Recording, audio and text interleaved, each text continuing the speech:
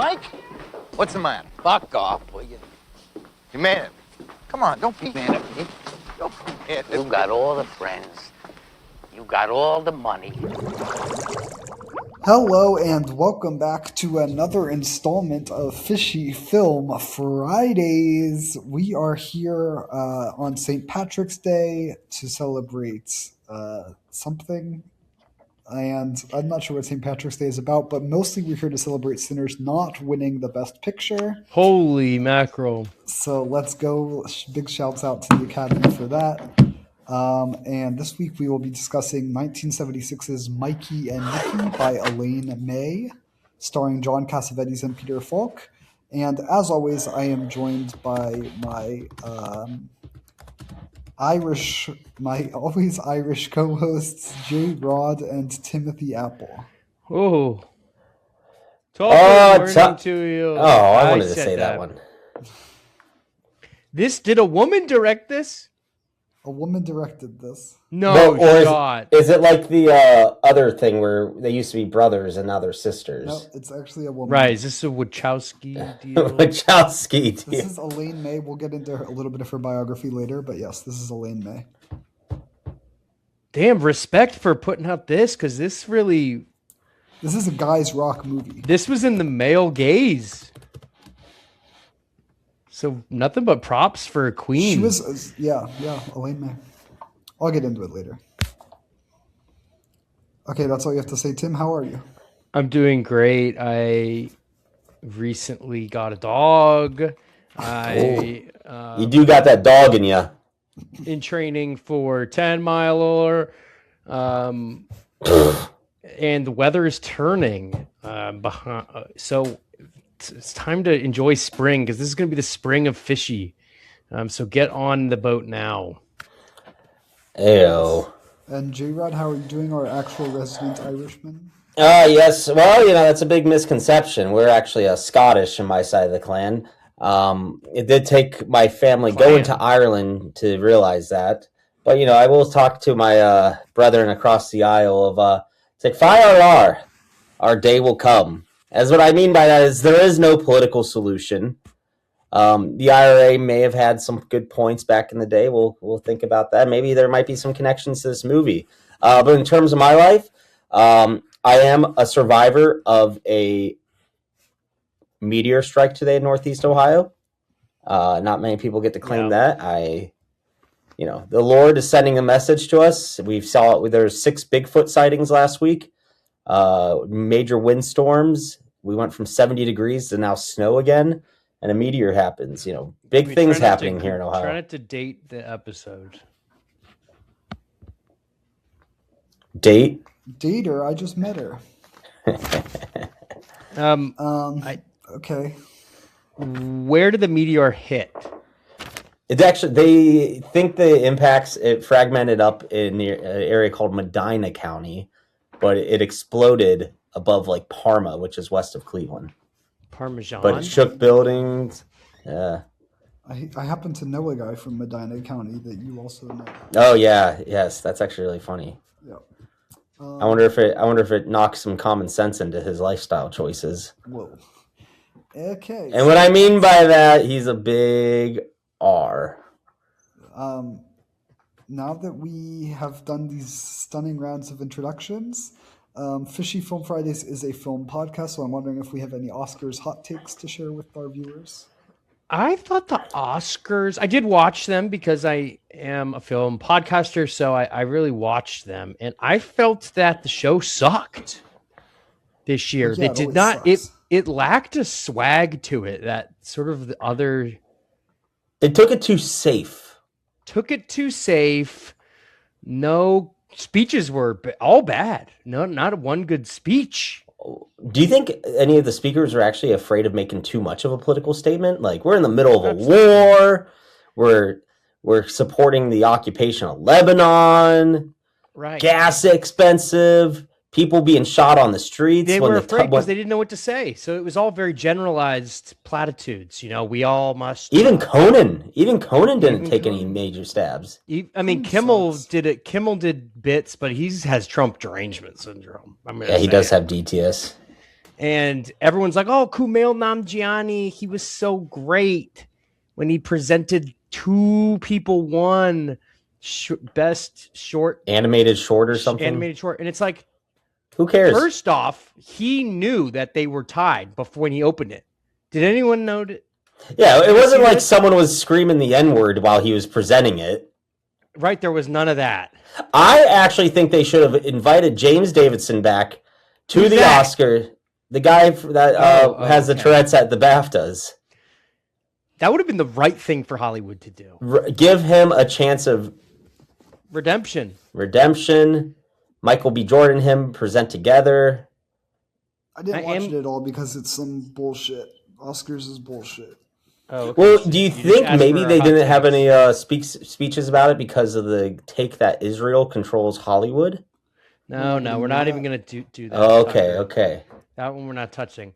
Are you sure about that? And now we are going to move on to the movie, which is, as I said at the start, 1976's Mikey and Nicky, directed by Elaine May. Is Elaine Maxwell? Elaine May. We're going to do some cousin of Ghislaine. We're going to do some brief background, and then I'll ask you if you guys have ever known any of these people before. Cool. Tell me else how we should control our lives tonight. So Elaine May is a woman, as Timothy pointed out, and she got her start doing sketch comedy. She was part of a very important comedy duo that's been referred to as one of the greatest comedy duos of all time. And then she transitioned into directing. Didn't do so hot on that. In fact, this one got her in a lot of hot water because she went over budget. And so they in this film, and they didn't let her do the final cut. And so it was kind of bad. And then she finally was able to release her cut, and people are like, "Wait, this movie's kind of good." And did we watch her cut? We watched her cut. Okay. And I have a couple questions with that. Wow, early. Okay, go ahead. It didn't seem like this was a big blockbuster budget film. Right. She went over because it took longer to shoot it or something. I see. Too much. Film was expensive. Yep. But I could have filmed this on my iPhone 17 Pro Max. Yes, Sean Baker style. And then the other point I had is, what was her comedy duo called? I do not know the name of her comedy duo. I think it was just their names or something. It's her and a dude. Oh, that's too bad. It's very highly regarded, this comedy duo, but it was like old days. And she's still alive right now. She's from Philadelphia. Yeah, I was going to get to this. So she's from Philadelphia, which is why this movie is set in. Did anyone notice this? Wait, was it New York? It's in Philadelphia. Because Philly did not seem like a character in this movie. It is a character in this movie if you know Philadelphia. Okay. Oh, give me a break. That's Fishtown. That's Fishtown. No, the SEPTA trolleys, and they're like, oh, Second and South, and they're like, generic street names. Fairmount Park. No, this is an accurate Philadelphia depiction because she's from Philadelphia. She's a Jewish woman from Philadelphia. Great. She did Ishtar. Yeah. Okay. She's a big deal. And then that's kind of sick. The stars of the movie are John Cassavetes. Were you guys familiar with John Cassavetes? I did like a good John Cassavetes. Did you like him as a director or as an actor, J-Rod? I didn't know he was a director. I just remember him. Okay, and then Tim, you're familiar with Cassavetes? What are his films? I really didn't. I haven't seen a lot of his work. His most famous is probably A Woman Under the Influence. Oh, okay. I remember him in like seen that one. Have you seen Woman Under the Influence, Tim? No. Yes. Oh, you guys are swine. Yeah. So he's a very important director. He also acts, as you can see in this movie. And then Peter Falk is the other co-star. Were we familiar with Peter Falk prior to this? That's Columbo, yes. Isn't it? That's Columbo. Thank you, Tim. Yes. Okay, I've seen Columbo. Yeah, so these are really important guys, and it's like very interesting that they're cast together. This is like a dream cast for like a certain type of guy. And so I just wanted to educate you guys on how important of a pairing this is. And this is almost early on in their careers. From maybe they haven't reached GOAT status at this point, but are they really well known at this point?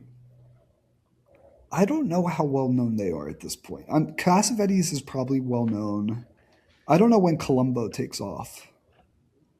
Columbo feels like a later show. It does. I don't know. But I see a lot of reruns. So. I watched a lot of reruns. Columbo's It's kind really of like good. Peter Falk is really good. Columbo's really good. And I think there's a third main character, which is his eyeball, his eye. I love the eyeball. Yeah. I have a buddy with one of those type of eyes. It's funny. That thing had a mind of its own. It's interesting because you don't see it all the time. It's only in certain moments that it shows up. And like in Columbo, it's not that noticeable either, really. Maybe something happened in the 70s. I didn't know if it was a real eye or not. I thought that it was a bit. It's his real eye. No, Damn. it's his real eye. That was a bit in the 70s to have someone have like a wandering eye. So yeah, it was very comedic. There were comedic points with his eye. There were comedic points throughout what is a relatively dark film because I think Elaine May, like you can see that she's a comedic genius. Like she's so funny even when she's like doing a dark movie. It's like she wasn't trying to be funny in this movie. I think it's like a dark comedy in some ways. Yeah, I think she was trying for that, but it's very funny. Yeah, in like a strange way. Yeah, like a looking for comedy in the Muslim world type. Yes, very. Sure. And so that's the background and your guys' familiarity with the main people. And I'm assuming neither of you had seen this movie before. Nope. Yep, hadn't heard this. Yeah, I had never seen it either, but Cassavetes and Falk is enough to get my dick hard, so that's why we're here today. Cool. Anyone else want to chime in before we get into the plot? There are two other actors that I'd like to point out. Warren, the hitman. Yes, he's in Superman from the 70s. Okay. And then the bus driver. I knew you were going to say the bus driver. Emmett Walsh, who was in Blood Simple. Did you catch this, Daniel? Who is he in Blood Simple? He is like the crazy private investigator. He's the killer at the end. You were in love with. Yeah, I love that. The guy where the flies just on his face and shit. Yeah, okay, that's crazy. I didn't notice that. I caught that. I was like, oh! Oh yeah, it was him so much, and now he's in another movie. That's fun. Yeah, very small role here. He plays a great bus driver. Oh, I want him as my bus driver. And what would you do? I know this is later in the film. What would you do if the fucking bus driver told you to get out in the back of the bus? This is why Philadelphia is a character in this, because this is a thing that happens on Philly buses. Someone smokes a cigarette, causes problems? Well, yes, the cigarette thing, but also you're supposed to exit through the back door. On every bus? Yeah. That's not how buses work. So that people can get in on the front door.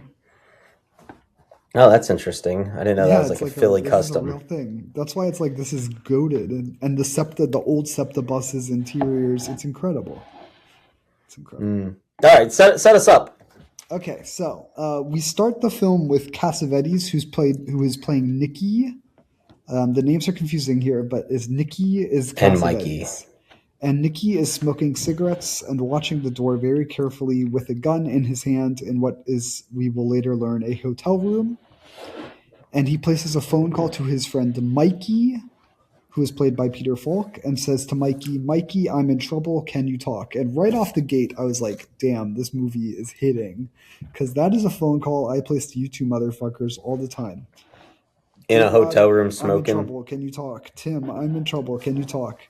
And then he follows it up, and then they have a conversation. And at the end of the conversation, Nicky says, and this is another line I would say to my friends when I say, I'm in trouble, can you talk? He says, and bring me some cigarettes, huh? And I was like, damn, this Nicky guy.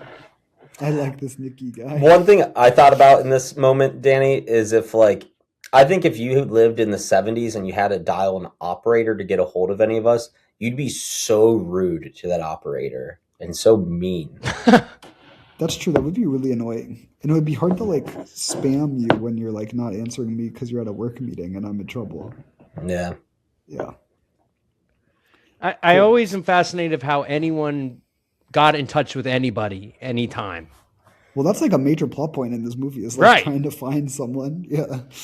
I mean, this must have been every day. Like, how many plans fell through because you couldn't find your friend at the place you guys are let's say you and your friend wanted to go somewhere you've never been, and you got lost, and you don't know where to find him, or you don't match up your at the right time. Your friend's taking a shit in the bathroom, and you're just like trying to find out what booth he's sitting at the restaurant. And if it's one of us, it could be 20 minutes in that shitter. Right. Yeah. And so it's just fascinating. How do people keep up friends? And friendship is a major theme. They couldn't even make a podcast over the internet. True. Make a podcast with the internet. So Nicky is being shown to be extremely paranoid. He's afraid to open the door for Mikey, who he just called to have him come over, and he's like, "No, don't come in," which is pretty funny. But they have a beautiful moment of male friendship. Mikey starts taking care of Nicky, and he's like, "Oh, let me take care of you. You're gonna be fine. Give me a hug, etc." We learned that Nicky thinks someone is trying to kill him, and he starts to have an ulcer attack. And so Mikey forces him to take some Tums. Some antacid, yeah. Really good. And they won't swallow it. That was the best part. He was hating swallowing the pill. He's forcing it down his throat. And this was early on in the movie where I still don't really know what the tone is. And this is like a genuinely funny moment. And I searched it up. I'm like, is that a drug? Because they called it by a different name. And I'm not a big Tums guy, so I don't know all the names of Tums. Don't act like you're not. And so when they force him to take it, I'm like, is that a serious drug that he's taking right now? And like, oh, it's just Tums. Why is he being so weird about it? But I like it when he takes it too, and like to show that it's fine. It's really good stuff. Yeah, it's fucking fine. I could see that being another Danny moment of you thinking we're poisoning you with another drug. But it's so cute how Mikey takes care of him. He's like, yes, he's a good friend. I'll take one too. It's funny to be concerned with his health, his friend's health. Yeah, and like he's not having what is an ulcer? Like, he's fine. Apparently this happens to Nicky all the time or something. Because he really goes into battle mode. He's like, I bring these with me every time you call me. And he needs to get cream, right? Yes, so then he goes to get cream to, I guess, alleviate the acid situation. Yeah, it lines your stomach. It helps you out. Right, so he's trying to get some milk from the store. He's like, here, take my watch. I'll be back in 10 minutes, etc. But then, he can't go to there's no corner store, so he goes to, a diner. And asks for coffees to go. Asks for coffees to go, but he wants the milk separately, and the guy won't do it. And then he's like, just pour me 12 cups of creamer, and I'll pay you for 12 coffees. And the guy's like, wow, that's a good deal. And then he jumps over the counter just starts beating the shit out of this guy because it's taking too long to give him some creamer. Incredible. It's incredible. I guess that's very Philly coded. I could see that being an altercation. Yeah, I mean, Philly in the 70s is worse than New York in the 70s? Some people say it was worse than New York in the 70s, yeah. Wow. Just really, I mean, depraved. I would love to have lived there. There are some moments there where it's like, this looks terrible and scary, but then also they're like, all-night movie theater, and I'm like, damn, I kind of missed out on the golden era of this shit. Yeah, all the bars look pretty cool. Jump over a counter and just beat the shit out of someone for not giving you creamer fast enough. And that's the end of the story. There's no cops involved, nothing. Yeah. People are doing nothing in the restaurant. They're just like, yeah. Really a different time. So then Mikey goes back to the hotel with creamer in hand. And he swaps jackets with Nicky because Nicky still thinks he's going to get shot. So they're doing a little bit of an identity exchange. They also swap the gun that Nicky has. It's now in Mikey's possession. And Nicky holds on to Mikey's watch. Yeah. Okay, important plot point there. And it's funny when he says that. He's like, I want the watch. Why do you want the watch? Oh, for good luck. And he's like, I want your gun for good luck. What if they think it's you? It's pretty funny. And, they're exchanging coats. He's like, I don't want you to catch a cold. It's very sweet. They're very sweet to one another. Yeah.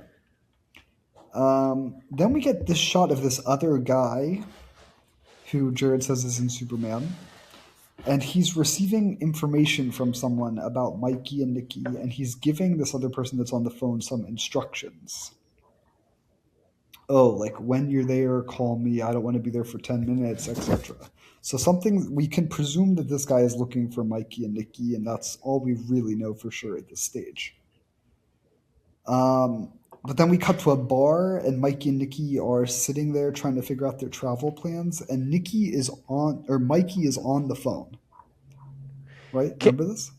Yeah. And he's like talking to someone, and it's right when we cut away from this first person that's on the phone. And Mikey sits down at the table and he starts telling Nicky, oh, I was just on the phone with this airline, XYZ. And that's all we know that's going on right here. Right? Yeah. Any comments on this? Was anyone thinking anything else might be happening? The moment with the wife, I'm like, that's when I got suspicious. Because like him being so hesitant of like leaving that bar and calling his wife, I'm like, oh bullshit, this wife ain't caring. Right. Yeah, Almost so I wasn't suspicious at this stage, but also the same moment when they're at the bar and he doesn't want to leave is when I was like, oh. And he's complaining about how he's sweaty. Yeah, he's nervous. Yeah, he said something else too. Oh, he's like, let me finish my beer. You know, he wants to take his time there. Yeah. I wanted to ask what he's being hunted for. For what reason? And there's like a newspaper that they show at one point, but no, he stole a bunch of money. That's what it was. He's like a book. Like somebody else got murdered who was a bookie. Yeah, no, he took. I don't know if he killed someone, but he took the mob boss's money, is what seems to happen, or a bookie's. Right, simple as that. He's a wanted man by the mob. Some other notes about this scene at this first bar, which is on 2nd and South, which I've definitely drank with both of you at, I think. Really?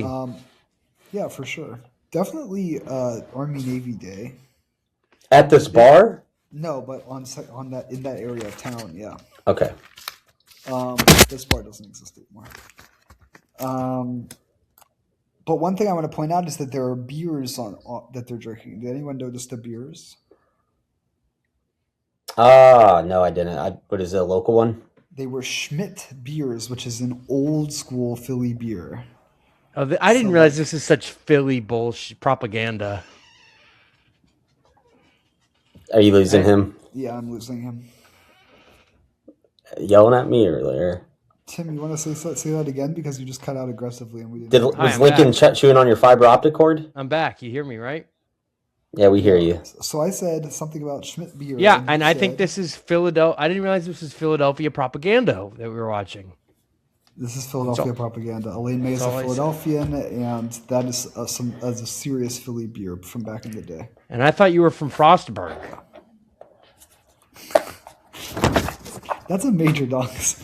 Okay. We learn in this conversation that Nicky's wife has also left him. So not only is he being potentially shot and killed, but also his wife has left him. And Mikey and Nicky also have a nice little conversation about their kids, which was cute, but also like how they seem like they're besties, but then they're like asking about each other's kids, which is a little bit interesting. Like, when was the last time they saw each other? Well, they seem like lifelong friends that just do their occasional check-ins. Yeah, their little occasional, hey, I'm in trouble, can you talk? Bring me some cigarettes and some Tums. Tums. Yeah, and drops everything to do it. Yeah. And so, as we just kind of alluded to, they are still sitting at the bar, but Nicky wants to leave, and Mikey starts to freak out a little bit. He's like, let me finish my beer. He's very sweaty. Oh, can I call my wife? And he keeps looking at the phone, and Nicky catches him looking at the phone. And so it starts to become clear that perhaps Mikey is not such a good friend to Nicky and is actually working with the people who are searching for Nicky, right? Yes. Yes. Pretty crazy. And I was like, fuck, he's double-crossing him. Yeah, it's sad. Especially because of how sweet their interactions have been up to this point. Yeah, I wonder where he's actually at. Like, if he actually wants him to die or Or what? I think his perspective changes multiple times throughout the film. Of course. Yeah. Cool. Okay. So they leave the bar, and the guy that we had seen on the phone with Mikey earlier is now at the bar. He's waiting outside in the car. And so here's an exact moment like Tim was talking about where like they are unable to meet at the location at the right time because of the era that we're in. Yeah. Okay. You guys are not very talkative today. You're given plot points. Plot points. Okay. No questions. Nothing posing conversation. Nicky wants to go see a movie and is starting to get a little bit suspicious of Mikey. But Mikey, we actually see him call his wife on the second time. He's not lying this time. Pretty cool that they are going to an all-night movie theater, as I alluded to earlier, right? Like, can you imagine an all-night movie theater these days? It's called Netflix in your living room. Right. That's sad. It is. Third Spaces. The Rocky Horror Picture Show midnight screenings. People loved it. But that's not all night even. Like, I want to go be able to see, like, King Kong at 4 a.m. Why is it that... Yeah, did people not sleep back in the day? They just, like... They're on drugs. Yeah, they're just on Quaaludes. Just they're all Quaaludes. They're sex fiends, alcoholics. There's not a lot of sleeping. In the 70s, like, you gotta live, you know? It's fucking imagine. Rocky's out there running the streets. It's good. Yeah, man. So, and they're on the run, so they like have to kill time until Nicky can catch a flight or whatever. Yeah. Where do you think he's gonna fly to? Well, they don't really discuss Reading. They talk about California at one point, I think. Yeah. Okay, now here's a good scene. We end up at a music club with a very certain specific clientele. Music club. This took me back, Danny. It's a black bar. It's a black bar. They're in a black bar, and what happens at the black bar? Nicky goes and hits on a nice lady who has a man there and causes some issues. Meanwhile, Mikey is trying to like talk to his wife on the phone. It's also funny that like he's in this like little phone booth in this dive bar, and there's just two like Italian Jewish guys or whatever, just like sticking out. Jewish? Yeah, they said they were Jewish in the Wikipedia page. I think they're. Oh, really? What? At least Mikey is Jewish. Yeah. I don't think Nicky is Jewish. I don't know. Nicky is Italian or Irish, actually. But funny as hell, like just sticking out, and they're also like old. That's the funny part about this too. These are like guys in their 40s or 50s. Yeah, and they're just in this all-black bar in the 70s in Philadelphia, just causing a fucking scene. Yeah, that's really. Like, Nicky is like, at first I'm like, oh, it's fine. He's hitting on this black girl. Like, I was like, that's maybe a little bit out of pocket for the day, but like whatever. But then it's like, oh no, she has a boyfriend, and he's there, and he's like, go away. It was sick. No, I thought that young man handled it very well at first, and Nicky obviously continued to be a provocateur. I mean, everyone in that bar had a reason to beat the shit out of him right there. Well, but they realized, I don't know if they recognized who Mikey was, but they knew they were like connected men. You think so? Yeah, that's why they didn't fuck them up. Oh. Yeah, you didn't catch that? No. Yeah, it's pretty clear that they're like in the mob. A little bit cautious of fucking with them too hard. Also, the racial thing that's like I think relevant there. Yeah, but that bar looked sick. That did look fun. That reminded me of when we went to the hookah bar, the all-black hookah bar, essentially in Philly, Danny, and we got charged a cover, even though there wasn't a cover. Yeah, that's classic. But that was okay. I thought that was a good time. Yeah, I forgot about that. In the same city as this movie. Yeah, we are Mikey and Nicky. Yes. And then, that's actually crazy. I had to pay cover this weekend. A bunch of bullshit. How much was the cover? $5. That's not bad.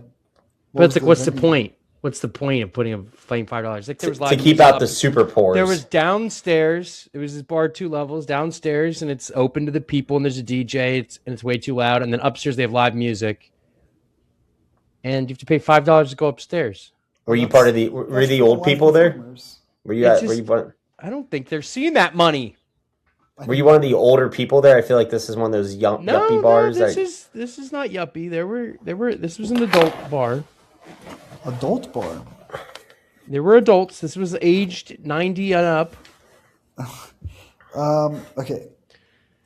Then the third guy, who's the Superman guy, we're going to call him the Hitman from now on. He's also in Deliverance, if you remember Deliverance. Yeah, he goes into the bar that they've already left, and he walks in with a gun, which is crazy. Yeah, what's he doing? Like, he's looking for these people. He doesn't know that they're there, but he's still prepared to just shoot someone at a moment's notice. Just really lawless. Like, Well, you get the idea that he's sort of out of his depth here. yeah. Yeah, it takes him forever to get into the city. He's like, where's Second and South? Which, like, you're an idiot. Then we see Mikey's wife call the hitman and give him the address of the movie theater, which is crazy. So when Mikey had been calling his wife to say, babe, I'm going to be home late, actually what he's doing is saying, here's where me and my best friend are going next. Tell the hitman to meet us there. Right. This guy's a sneaky little bastard. Well, it's sick to have your wife in on the mob plans. Sort of a Silvio Dante sort of deal where You gotta do what you gotta do. you don't separate the wife with the work, which Yeah, is it's respectable. It's risky to me, I think. Yeah. Then there's the amazing sequence of them smoking a cigarette on the SEPTA bus, which is just. He wants to go visit his mom at the graveyard. But the whole smoking thing is like it's classic. It's like this is something I've experienced 14,000 times in my life. Is You have? smoking on the goddamn SEPTA. Well, that's And what's people crazy like, too, is "Stop because that." is this the downward trend of SEPTA? Because it's the stinkiest, smelliest, smokiest. People could smoke crack on SEPTA. I mean, and nobody bats an eye. So Nobody bats an eye. is this just the downward trend of standards, or Just Philly. It's just Philly, I think. I think this is just what it is. Yeah, it's pretty fucking sick. you're touching your microphone too much? Okay. Sorry. So there's this great scene of him smoking on SEPTA, and Nicky wants to go see his mom's grave, but he assaults the bus driver in the process because they want to go out the front door. We already kind of discussed that. Yeah. Then they have this great long conversation in this cemetery about the afterlife. Do you guys remember this? I don't. Yeah, I really kind remember of. this. I didn't keep it that well. I don't know. This part kind of escaped me. They're just like arguing about what happens after you're going to die, and Mikey's not really having it, and Nicky's like pushing him on it, and he's like, well, you're going to die someday. You know that, right? You're going to die someday. You're going to die someday. Aren't you going to die someday? And Mikey's getting really pissed off, partially because Nicky's an annoying asshole, but also because like Mikey's about to kill his best friend, and they're having a discussion about what happens to you after you die. Right. Not really. He doesn't want to think about that. Yes. And then there's this great line, which is clearly Elaine May. She not only directed this, but wrote the story. She writes that about the afterlife. Mikey says, that Mishigas I leave to the Catholics, which is the first hint that Mikey is Jewish because he uses some Yiddish slang. But also it's like a sick Elaine May Jewish screenwriter moment where she's like, I leave that bullshit about the afterlife to the Catholics, which I think is quite apt for our podcast, right? Ah. It's a great scene, this scene in the cemetery. It's really great. I'm going to have to rewatch that. It's really intense to be like in the cemetery. He wants to see his mom, has no idea that he's about to like be killed in this manner. Yeah, it's kind of offensive. It's dark and it's funny. You know? Right. It's sort of offensive to talk about that in a graveyard. Well, there's this other great line where Mikey says to Nicky, like, don't you understand the difference? Or Nicky says to Mikey, don't you understand? No. Okay. Nicky is being loud in the cemetery. And Mikey says, don't you know the difference between not believing in something and still respecting it? And so like, I'm a big proponent of that. Yeah, Mikey like is like not really into the afterlife discussion. He doesn't really like believe in this whole Catholicism thing, but he's like, yo, you got to chill out in the cemetery, bro. So then what's an example from your life of when you don't, what was it? I don't appreciate something, but I respect it. Okay, interesting. What'd you say? What was the quote? It's something like I don't believe in this, but I still respect. Right. It. What is an example of something when you've had to, you don't believe in something, but you have to respect it? Honestly, I'm not very good at following that advice from Mikey. I don't think. Higher education. Just in general. Yeah, sometimes you think like, you're in the middle of these degrees and like, do they actually matter? But at the end of the day, you do respect the hustle of what goes into requiring Get the piece it. Of paper. Get your piece of paper. I mean, when I was at a friend's wedding and they were singing songs, and I don't believe in this, but I'm going to respect it. You sang the song? No, but I just respected it. I'm not going to sing it. You should have sang. Not respecting would have been like boo, like booing during that. That would have been sick, dude. Something to think about. There's this other darkly comic moment where Nicky says something like, if anything, he's like talking to his mom, and he says something like, hey, Mom, if anything happens to me, just so you know, it's Mikey's fault. Damn. And this really pisses Mikey off. Why? Because Mikey's about to goddamn set up his best friend for death. Yeah. Mikey gets real pissed. It's like crazy. This is crazy shit. Because Nicky knows. Nicky knows at this point. His mother's grave with the lighter, and he's like, "Oh, we're close to some Irish names." And then, oh yeah, Mikey's like, "We're in that Catholic cemetery. They're all going to be Irish names." Yeah. This is a great St. Patrick's Day viewing. It's incredible. That's true. It's true. And in the cemetery, they have this long conversation about how far back they go. They start sharing these sad stories from their past. Anyone remember the major one? No. Oh, Mikey says something about Nicky's brother. Or Nicky says something about Mikey's brother. And Mikey is like, oh, like, you knew my brother? And Nicky's like, yeah, of course I fucking knew your brother. And Mikey's like, really? And then Nicky's like, yeah, we made fun of him for being bald when he lost all his hair, and then he died the next day, and we all felt really bad. Cancer? No, because he had scarlet fever. He lost all his hair. I didn't know that was a thing of scarlet fever. I didn't know that either. I'm learning this right now. I didn't either know that, but it's crazy. Like, they go so far back that Mikey doesn't even remember that Nicky was there for his brother dying. Yeah, that's crazy. And now he has to turn around and like try to kill him. It's really intense shit that's going on between these guys. Like, really intense shit. And they both know it, that he's there to kill him. Sort of, yeah. Maybe. There's an implication. Warren, who is the hitman, calls his bosses to explain, oh, I'm having trouble finding them. I went to this location, whatever. But after they leave the cemetery, Mikey says to Nicky, oh, I'm going to flee with you. I'm going to go with you to leave town. Remember this? Mm-hmm. Yes. Yeah. And so on the bus. This is an interesting moment because now we're like, okay, maybe Mikey, because of this conversation in the cemetery, has now changed his mind and can't kill his buddy. So we're seeing this oscillation, right? Would you guys be able to kill someone on this pod if your bosses told you to? It depends what's in it for me. Yeah, how much money? Also, with what Nicky does later on. Conversation in a cemetery with. Well, yeah, but you'll see. We'll talk about later on how Nicky kind of just really is a huge dick in the next hour. That is a quick change of mind, and then you realize, yeah, this guy's selfish and he has what's coming. Well, he has what's coming. Speaking of what's coming, now we get to the scene where Mikey and Nicky go hang out with a random girl. I'm gonna be straight up. This was an uncomfortable watch. I didn't like this. Very uncomfortable watch, but it's so funny. I don't know. Ice cream cake. Is he eating a St. Patrick's Day ice cream cake? No, it's my birthday ice cream cake my wife got me. Oh my god! Ice cream cake at 29 years old. There's no shame in that. Somebody's jealous he doesn't have ice cream cake. How was your birthday? Did you have a cake of tears or something? It's the childish cake choice. And right, this scene, I couldn't believe when you told me a female directed this because of this scene. This movie is bad towards women.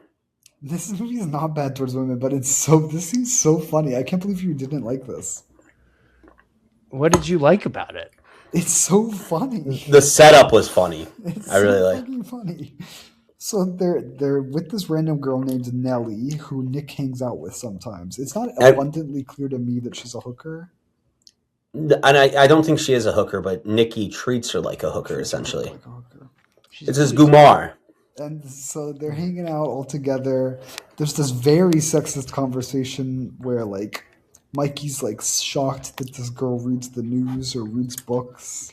Well, she's she's interested in Nicky Indochina. is also being sexist because he like won't let her answer questions that Mikey is asking. Right. So rude. It's so good. Maybe this is female gaze though, because like it shows how fucking sexist men can be. By being so extreme portrayal of like these guys are scumbags.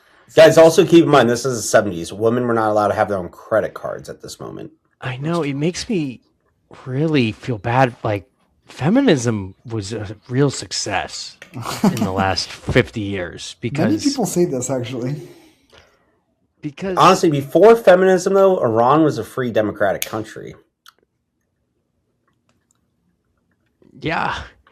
But like this poor woman, she just wants to listen to the radio and learn about Indochina, and she's getting roasted for it. What is she supposed to do all day? Of course she's going to fuck everybody. Yeah, it's crazy. And then things start to escalate a little bit.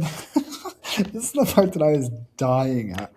Things start to escalate, and we see Mikey is in the kitchen of this rather small apartment, and he's kind of looking around, and I'm like, what is this guy doing? He eventually pulls out a small metal trash can away from the wall, sits down on the trash can, and lights up a cigarette, and you're like, what's going on here? And then, Nicky and Nellie are having sex on the floor right next to him. Well, and sex that he really had to convince her of, you know. It felt very coercive. He had to profess his love to her, you know, just to get it in. And then they last about 35 seconds. 35 seconds max. This guy's got stomach ulcers, been drinking all night. Did he go? Did he actually blast? Mikey only gets through one cigarette in the course of this sexual encounter. Yeah. But Mikey's a nice friend for going off. He's like, I'm going to go sit in the corner as far as away as possible. Do you think sexual stamina was as big back then? No. No, because feminism didn't exist. Well, no, because like I think men built all the sexual stamina up with the porn addiction of today. So I think like a 90-second sex encounter might have been more common than we think back then. No, I think it has to do with what John's saying about like not caring about the woman's pleasure. Oh, there's that. Plus, men in the 70s had a lot worse health.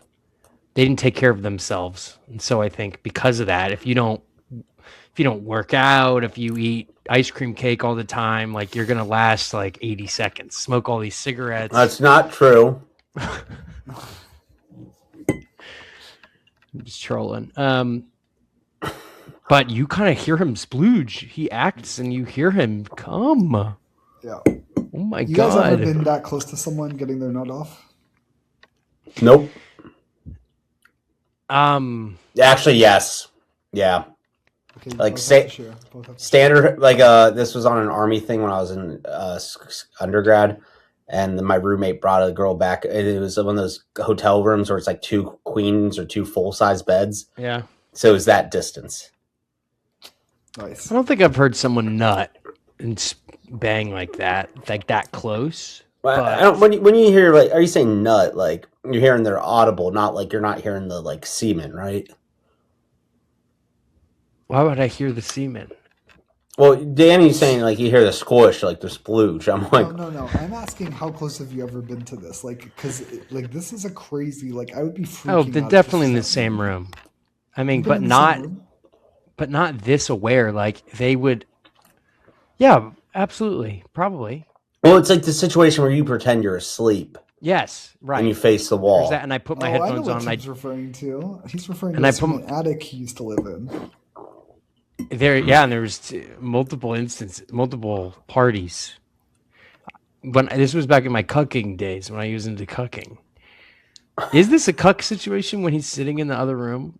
It becomes No. a cuck situation after this, but yeah. Yeah. No, I it's see. not either. I would just say this is like Voyeurism. it's a voyeur exhibitionism. It's so crazy. It's so crazy to just be sitting on a little tiny trash can smoking a cig while your boy gets off. I will say this: there was a situation where it was a 4th of July, and a friend was like, "Yo, I've got this girl. Like, she's got roommates. We're gonna go on their roof and like chill for a little bit." And I show up, and it's just the girl he's interested in. And it's like, okay, you didn't have to bring me for this. And like we're talking on the roof, and then they start making out, and I'm there on the roof. I'm the only other person. So it was literally like, I'm gonna just walk away. You're gonna grab a trash can and light a cigarette. It really felt like I have to go sit. I have to go. I like went inside, and this person. I was like, I don't need to be here for this. And I left eventually, but I was like, it's pretty rude to do that. It's very rude. And so I sort of had a flashback to that. Yeah. That's what I was thinking about more so than listening to splang.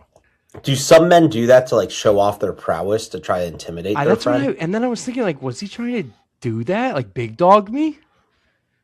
Dude, you got big dogged. I would never do that to somebody. I don't think he was probably trying to big dog you. I don't even think that's what's going on in this scene. I think it's just like a matter of circumstance sometimes. True. Yeah. But do you Really think a strange circumstance to find yourself in. But do you think it was intentional when he sends him in for seconds? Right. So then That's where I'm waiting for this conversation. Wait, Danny, you didn't answer the question. Have you been that close to somebody? no, I don't think so. No, yeah, you have. Hostile. Oh, Sean, that was before I think I got home. Don't drop name, bro. That was before I got back. No, but I don't think so. But I feel like I've been in situations like Tim's where you're like, "Why am I here right now?" type moments. Yeah. But actually, nothing like vividly comes to mind, which is kind of strange, actually. Yeah.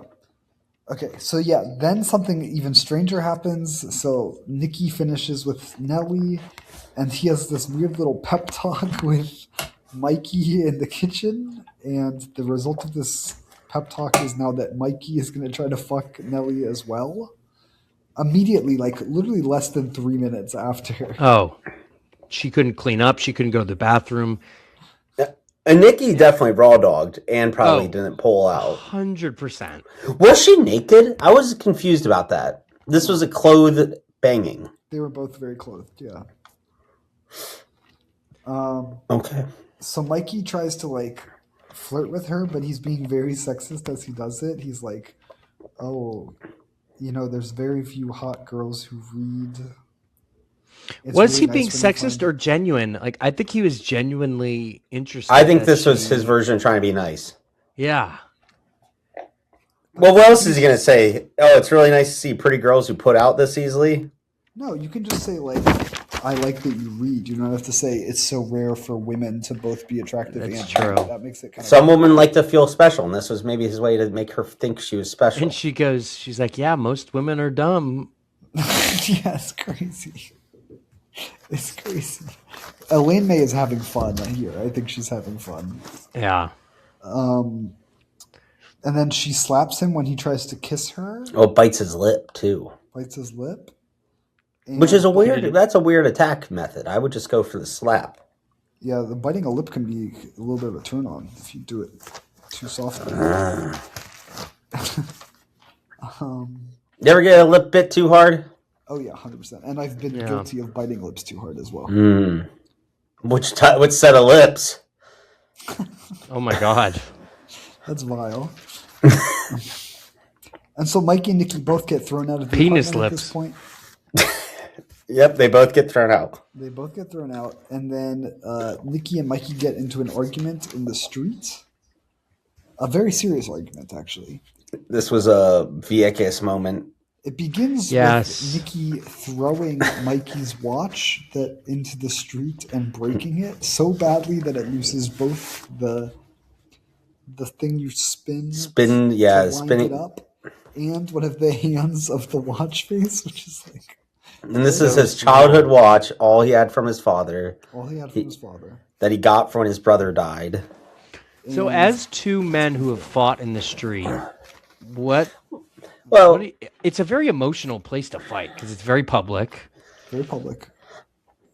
Are the emotions turned up more when you're Well, fighting on pavement? I'm going to toss this back to you, Tim, as someone who threw something highly valuable on the street of a friend in What are you talking Vieques. about?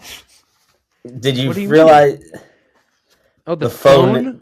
The phone incident. I was trying to grab it out of his hands because he wasn't giving me directions. That's totally different than this. Yeah, Nothing it's- broke. Dude, that you was had the a- phone from my dead father. Give me a break, bro. I was trying to do you a favor. I'm trying to get you away from the screens. And so Mikey says he doesn't want to be Nicky's friend anymore. He says Nicky is a bad friend. They're fighting. They're like, oh, you never call me, XYZ. It's a really like vulnerable, like this is a thing that men do where like they're very close friends, but they feel kind of like hurt in various ways by each other. And so they Yeah. end up like dueling on pavement. I mean, listen, this podcast is very open about, we're friends that we go through tumultuous times together where people say things they did not mean and there's lashing out. And so this felt raw to me. And that's actually why I thought you picked it, because it's really a test of friendship here. Mm. Did you guys not feel this way? Yeah, I thought. It's a beautiful film about male friendship, I think.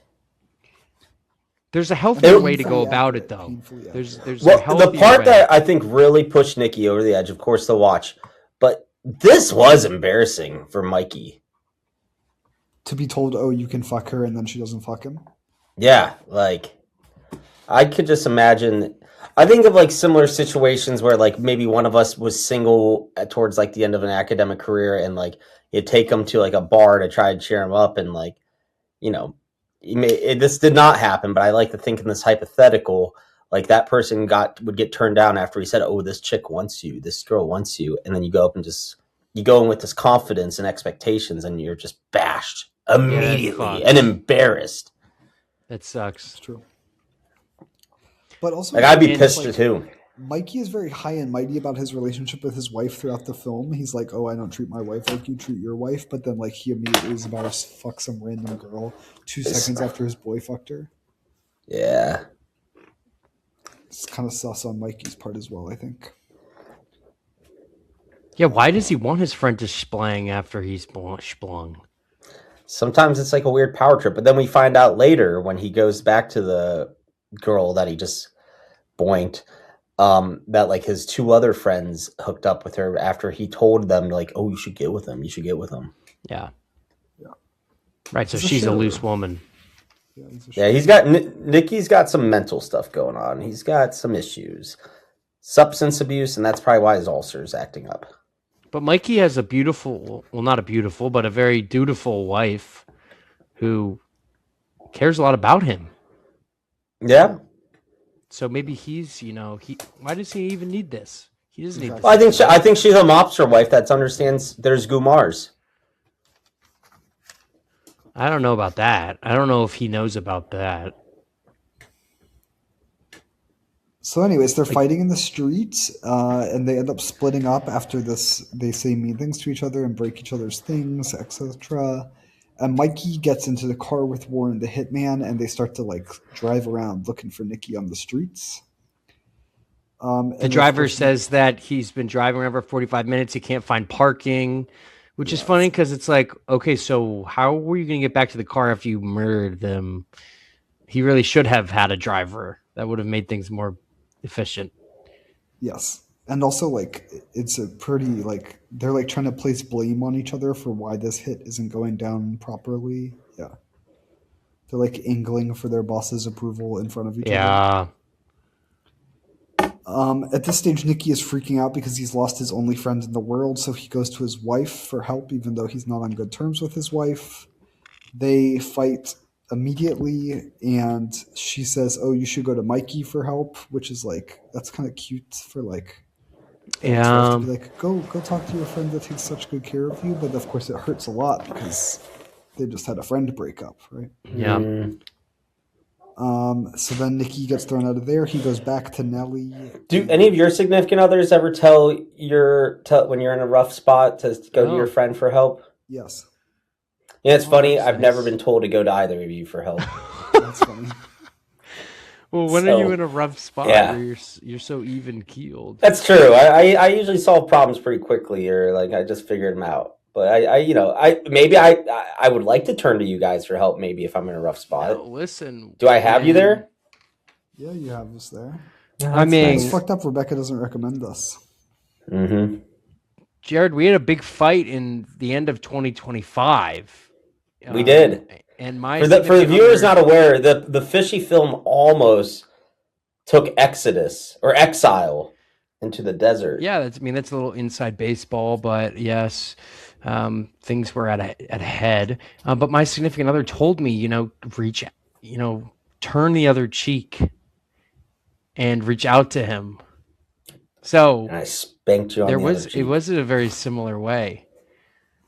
Isn't that You know what? I will take that back. My significant other also said to make sure to talk to you. Oh, well, there you go. See? Where's the credit for Same Daniel as- playing middleman and all? And then my other significant other, Danny, You also were- told me to talk No, to you. your middleman was. You thought we were gaslighting you. And thought we were joking. I thought it was a prank. I'm not gonna lie. I still think it is. So Nicky goes to Nellie in search of further Venezuela is support. up 2-0 against the United States right now. I just got that alert, so I just want people to know that America is about to lose in our own sport. Dude, stop time stamping the episodes. You To Maduro. Maduro is about to beat us in our own game. Nicky goes to Nellie for further assistance, and they slap each other. And then Mikey and Warren pass someone who they think is Nicky, and they start to like drive the car after this person, and it turns out it's just a lady. Which is, like, I thought they were gonna shoot her. I'm like, they're Yeah. about to murder this random person. it's so crazy because like you watch other mob shows and like you watch or any other like you watch The Sopranos, you watch The Wire. There's very rarely like moments like this where like you realize it's actually kind of hard to kill someone sometimes. Mhm. No, I think The Sopranos captures it pretty well. Like the random fuck ups or like bystanders they would get sometimes. But they're never like accidentally chasing after the wrong person. Dude, not the wrong person, but like the Pines episode of Sopranos covers that so Pine well. Barrens. Pine Barrens.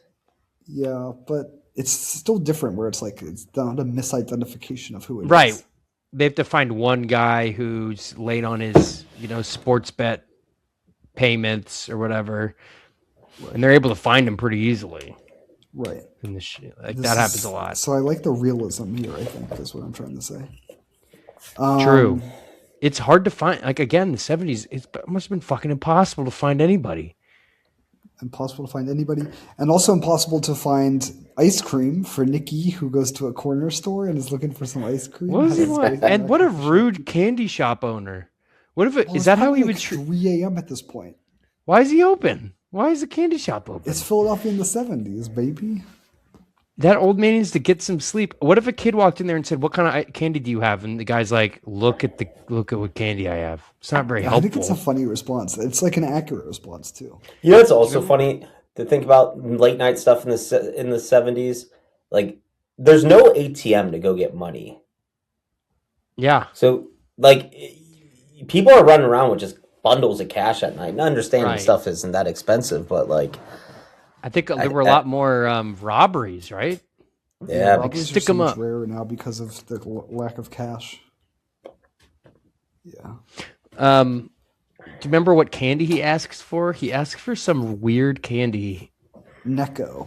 Necco, and he said they don't make Necco anymore. And I looked it up, and Necco gets compared to chalk a lot. So I think it's a bad candy. it would probably be good for his stomach ulcer. Yeah, I was gonna say for his tummy. Sure, maybe that's why he wanted I it. think Necco is like kind of similar to like Smarties. Mm. Oh yeah, Smarties no good. I like I Smarties. like smoking a Smartie, looking real cool on a bus. Oh, true. Yeah, I bet you were doing that.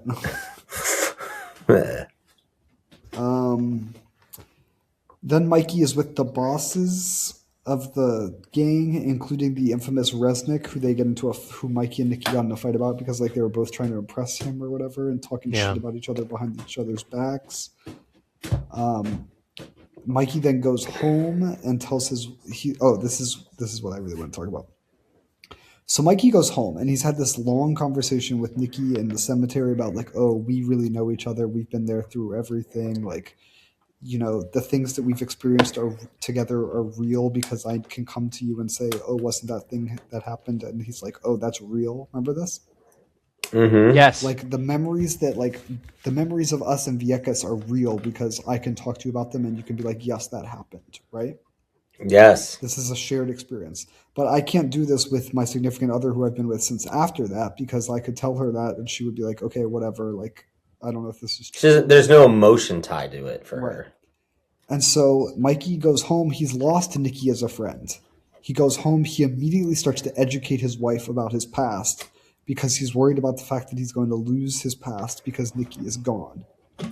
And so he tells his wife for the first time about his brother dying. And she's like, you had a brother? How old was he? Was he older than you? Was he younger than you? Like, she literally doesn't know this about his life, whereas Nicky does. And Nicky's the person that's crazy. Kill. Right? This is really sad shit. Yeah. And then he tells her, oh, this watch that Nicky broke earlier tonight was originally from my father, and he gave it to my dead brother who wanted it more.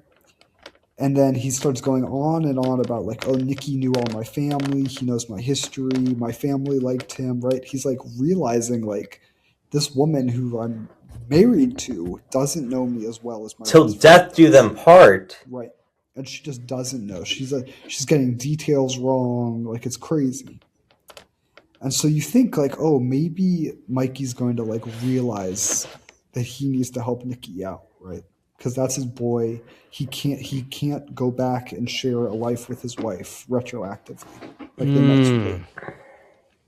But then Nicky comes to the door and he's pounding on that door. Let me in, Mikey. Let me in.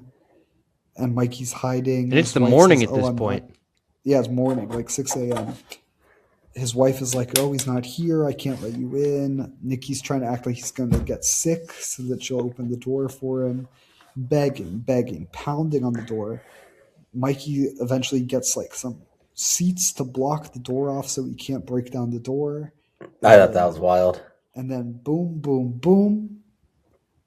Nicky is dead. I thought I thought a bullet was gonna go through the door, and get his wife too. Same. And the movie ends with Nicky just dying on his doorstep, begging for his life.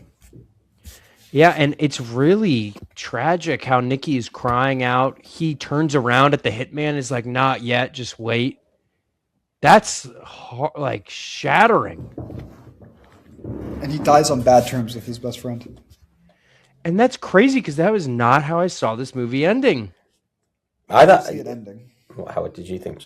He lets him in, and they both like escape together. They go hang out as boys. Beautiful. Give each other sloppy seconds. But it ends as a tragedy. It ends as a tragedy, and it ends with Mikey not having anyone to share his life with, from start to finish.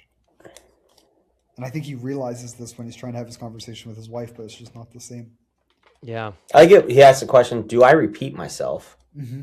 He's like, it's stuck in him, the insults that Nicky threw at him. And they'll never be able to go back and like solve those disputes. Shit. So I guess the story goes as, we can have fights as friends, but never let them linger. Yeah. Always figure out how to resolve, because you never know when one of us is going to show up with 4 bullets right through your chest and you're on your doorstep. That would be really sad. Danny, I hope you have grown as a person to where you wouldn't barricade us from entering a room after a fight.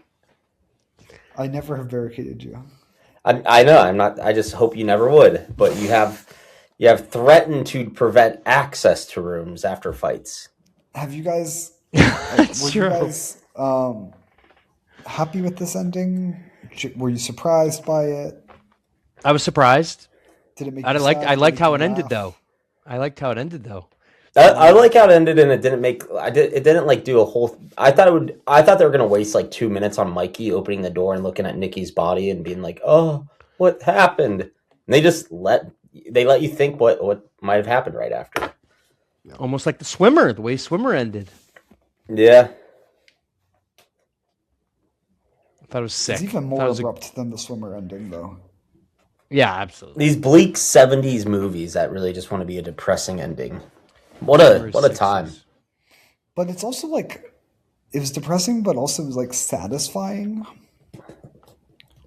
in a weird way. Like, I don't know, when it ended, I was like, oh damn, she really just ended a movie right there. And I was like, I'm glad it ended right there. Like, there's no fanfare, there's no happiness. It's just like, this is life back then. Yeah. For these people. And this is how life is for all of us. Is like, sometimes you're going to die and you're going to be on a bad terms with someone, you know? Yeah, that it does almost make you want to never be on bad terms with anybody under the concern that something tragic might happen. Right? How horrible would it be to be in a fight with somebody and then they got hit by a bus and they lost their eyeball? Ugh. And then you're like, fuck, I was mad at them about that, about like the sandwich they made me. I didn't need to be mad about that. Now they don't have an eyeball. I should have been a better friend. Do you guys think that Mikey and Nicky were good friends to each other? No. Wait. Nicky wasn't a very good friend of Mikey. Like, what did he do? Yeah, I think Nicky was always the abusive. Did Nicky do any active service? Lent him money at some point? Oh, he gave him a lot of money, right? Like $200 back then is a lot of money. Yeah. How much is that? $1,000 or something? Is that what Jared's typing? Probably. Well, how much is it? $200 in current $1970 in now dollars. 1972. Come on. Yeah, what is he? $1,500. That's okay. That's not bad. Reflecting a 678% inflation over 54 years. That's a good investment. That's crazy, man. Giving you would you give me $1,500? No. Basically, you're asking for that. No, I'm not. Well, dude, 54 years from now, what you asked for would be that. So yeah, you are asking for. We don't know what you're doing with this. Pulling a Roth IRA or something? I hope you are. That'd be great. You maxing out your Roths, boys? Yeah, duh. So are they good friends or bad friends? Bad friend. I think Mickey's a better friend than Dickie. Mikey's a good friend, but yet he sets him up to die. Right, because he's been treated so poorly. Maybe if his friend treated him nicer. Is that a reasonable response? No, I think they're both equally deplorable in that way. Then it's interesting because they like are terrible friends to each other, and then they're also great friends to each other, and clearly care so much for each other. It's like a very complex. Like this is an extremely complex relationship that we are witnessing. It's crazy. Which is cool because films don't do this, where like the main characters are pretty reprehensible and they don't treat each other well. It's easy not to like anyone in this movie. But they're so sweet to each other. Right. But the whole time they're so fucking sweet to each other. It's really ahead of its time in that. And I bet, was this like an independent film or what was the deal? I think it was a relatively big production house. Yeah, they had over $1 million budget. Well, they must have been like, why are you making a movie with no likable character? Like, that doesn't it's a box put office people in flop, seats. apparently. Yeah. How would you market this movie? That's a difficult part. Right. Besides just the actors. It's a mob movie, but it's not a mob movie at all. It's just like kind of two guys walking around the city bitching at each other. I'm telling you, this would be a very good Sopranos episode. It does feel I don't think very the like Sopranos could ever do. I don't think that The Sopranos has a similar relationship between. Well, actually, no. Tony or Tony and Christopher, I would say. Christopher or Polly and like Pine Barrens is very Pine Barrens esque episode. Yeah. Yeah. Okay, I'm with you. I'd say a lot of Paulie's relationships really could be this because Paulie's kind of like a survivalist friend, but also tries to take care of friends somewhat. But he's a terrible friend. Like he's also Yeah. Okay, wow. sure. Paulie, also someone who has Asperger's. I wonder if David Simon watched this in preparation for. You mean David Chase? David Chase. Did he say Simon? You think he watched this to prepare? I'm like actually Googling it to see if there was any thoughts. It's close geographically speaking towards where they are.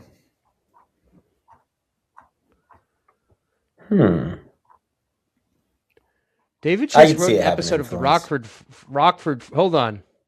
David Chase wrote an episode of the Rockford Files involving two young, dumb, wannabe-made guys. Oh, wait. Never mind. Thanks, AI. Nothing to say. Thanks, AI. That was actually Google. What other cool questions? I just said. All right. What other cool questions you got, Danny? I mean, the main thing to me is just their relationship. That's kind of what the whole movie is. It's toxic. They have a toxic friendship. But it's beautiful.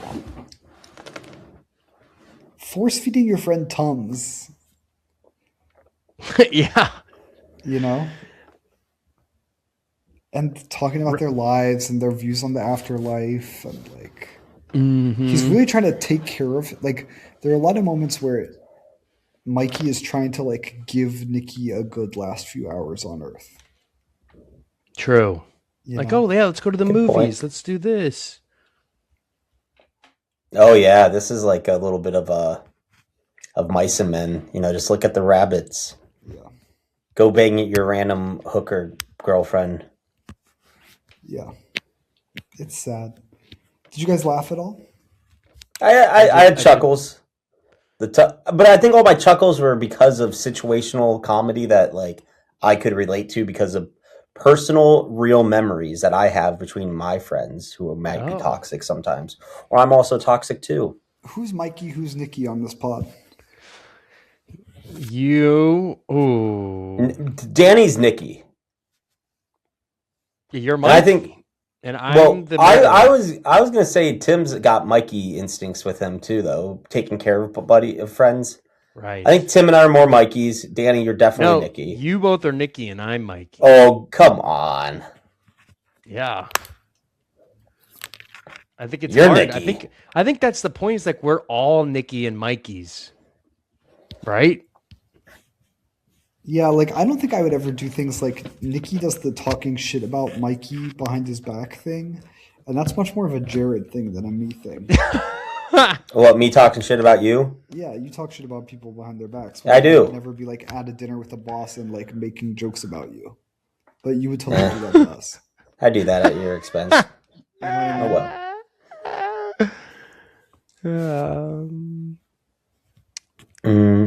Okay, cool. Anyone else have any questions? I mean, it's tough to say what character because they're again. We've said this. They're not good people. Are we good people? Yes, we're great. Why? Because we have an award-winning film podcast. If you think about it, we're all just parasites on society, all three of us in some form or another. Good people and bad people. There's just people. So true. Who is the big... Or as Mikey would say, I leave all that Michigas to the Catholics. Who wastes the least amount of oxygen on this podcast? Put it in the comments.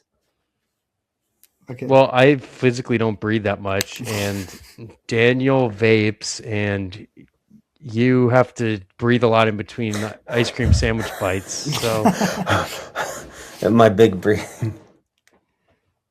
All right, great. So I use up less oxygen. Final thoughts, shall we?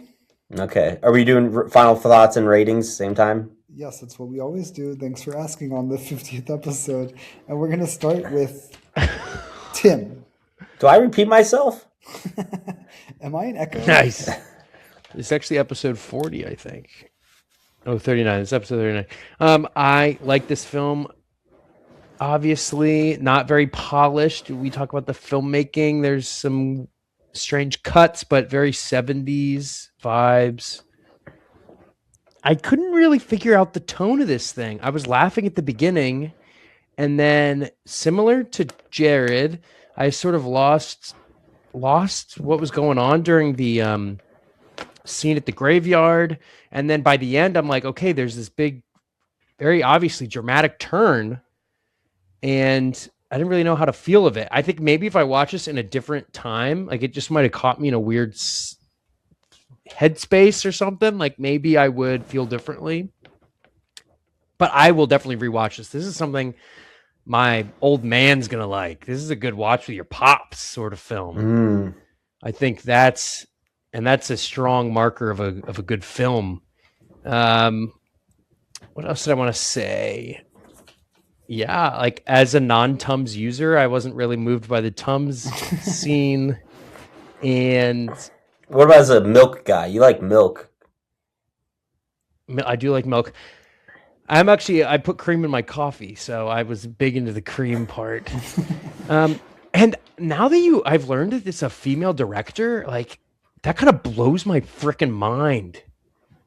What balls this takes to make a film like this. And it is in the female gaze when I think about that scene with the lady of the night. But it's also like such a guy's movie, just guys being dudes. Yeah. How did she capture that so well? I don't know. What the fuck? Is she an all-knowing, omnipresent being? It's like one of Scorsese's early films. It's something like, I forget what it's called, Sarah or someone's on the run. I can't fucking remember what it is, but it's from a female perspective. I can't forget the name of the movie, but people talk all the time. It's like, how did Martin Scorsese, who does these macho man, masculine films, be able to tell this such a female movie from the female perspective? And I'm like, that's just the mark of a great filmmaker right there. And I think that's the case here with fucking Mickey and Nicky. So that gets some points in my book. In any event, I'm giving this thing a 3.5, which is a good score. That is actually a good score. And it could very easily move up to a 4 when we renew our ratings in a year. But that's my review. What the fuck was that Scorsese movie called? Okay, while you do that, I'm going to give my rating. Cast is incredible. Alice doesn't live here anymore. Alice doesn't live. Okay. Hey, Alice doesn't live here anymore. Okay, thank you. Thank you, Echo. The cast is incredible. Peter Falk, John Cassavetes. I think, John, to answer you a little bit in my review, I think the reason she's able to do the female thing and then the guys being dudes thing is because of those two guys. Because they are just like, really, they're goats. They're just goats. So acting incredible. Vibes off the charts. Fucking Philadelphia all over this goddamn movie. I think it does really good job of capturing one of the more complex things in the history of humans, which is male friendship. And it shows it with all of its beauty and with all of its shortcomings. And I like that it just shows you a story. It doesn't have any there's no artifice involved. It's just a story, a very simple story done well. And I'm going to give it a 4.5 out of 5. Dang. Wow. All right, I'll unmute you, John. Why are you muting me? You were going off too much earlier. All right. Muted me? So, I censored you. Why did he mute you? When did he mute me? I don't know. Move on, yeah. He's mad about something I said about ice cream cake.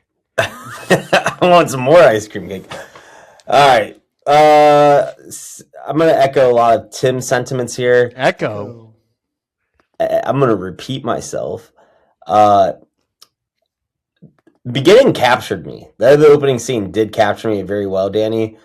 After they left that bar, and after they left like the black bar and did the cemetery stuff up until basically the hookup with the lady of the night, this movie got, I don't know, I did not get much out of that cemetery scene as I feel like I should have. You guys are just so low attention span. That's the part of the movie where they do the most. Yeah, and that's the way you explain. I'm like, you both tapped out during the part where she does the most work. That's so embarrassing. I watched the whole thing. It's so embarrassing that the part where she's actually taking her big swings are when you both tapped out. Well, then we'll have to rewatch it. Yeah. I didn't like the whole Lady of the Night scene. I don't know, that part. It made me uncomfortable as a viewer, which I guess when a film makes you feel something, that's good at least. Because it put me in a huge complexity of how I feel about either of these characters, how I feel a lot about this whole storyline, or even where it's going. And I don't know, maybe this also pushed back to like, was Mikey ever had his mindset of what he actually wanted to do with Nicky? And I'm still not sure on that either. Casting was great. Definitely liked both the two leads on this, so a very solid choice of that. Really nice job capturing that 70s vibe, as you said, Tim. But it was so boring at certain parts. Like there were some great conversation pieces and great questions to pose. But as like a stand-up, this is, you know how they have books that are only good when you talk about in book club. This might be one of those films that you only really appreciate after talking about it with your friends. Maybe because I'm such a lowbrow viewer that I can't think of these things by myself. But that's why I got good friends like you guys here for. The ending, it was okay. I like the ending. Okay. It was okay. I thought they could have killed him off in a different, more creative way rather than just like pounding on the doorstep. But so be it. I never really understood how this guy did not have a better plan of escape. And that also just kind of annoyed me the whole time. I'm like, if he's so ballsy enough to steal this money, wouldn't he be ballsy enough to like figure out exit strategy? So that bothered me the whole film. Nice representation of the Catholic cemetery like that. I liked how we peeled characters back like an onion throughout it. You learn more and more. You just didn't know you didn't get to meet that character the first 5 minutes and the same character for the entirety of the film. I did enjoy that. So with that, I'm giving it a 3 out of 5. Nice. Why is Dingo mad? I thought it was a okay movie. It was just slow and boring, not my preferred tea, but I respect it on certain elements. I don't know how you can be bored when someone's running for his life through the streets of 70s Philadelphia. I need bang, bang, boom, boom. The Hulk comes at the screen in 3D.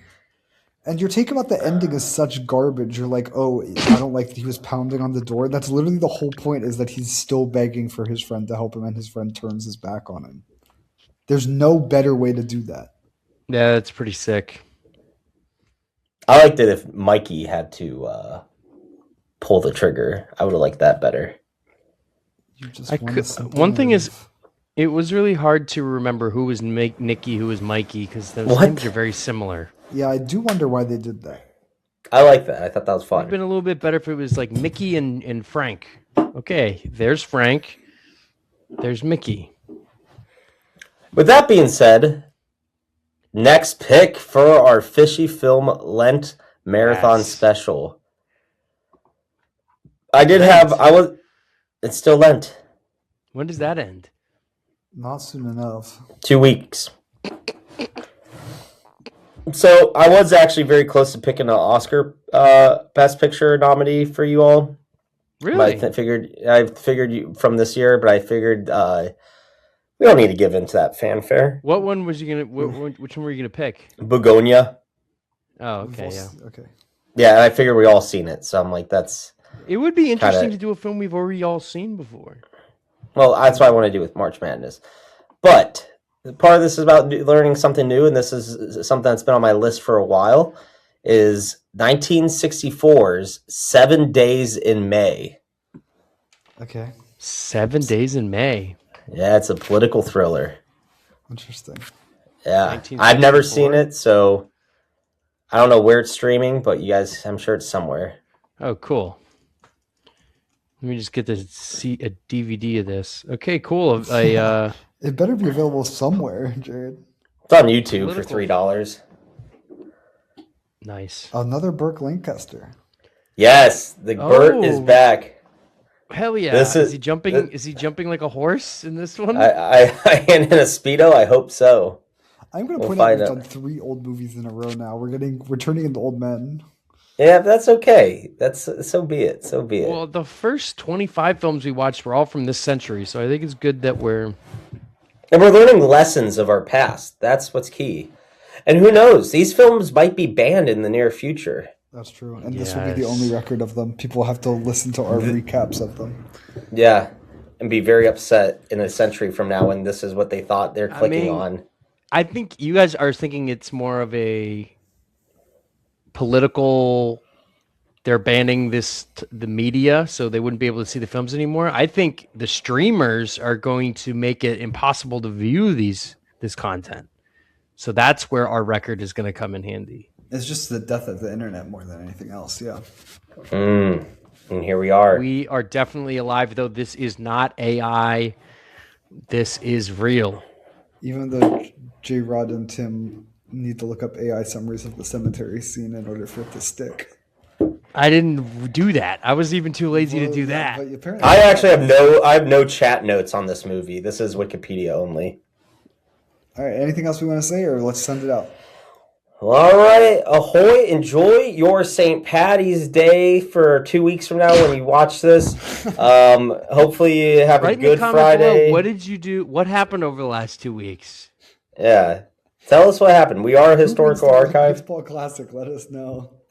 It's currently Or- 2-0, bottom of the 6th. Venezuela is winning. I'm excited who wins the Persian Gulf Cup. That's gonna be a cool tournament. All right. Thanks for watching, everyone. We'll see you next time. Bye. Were there any fish in the movie? Were there fish in the movie? No, but there was Catholicism. Bye.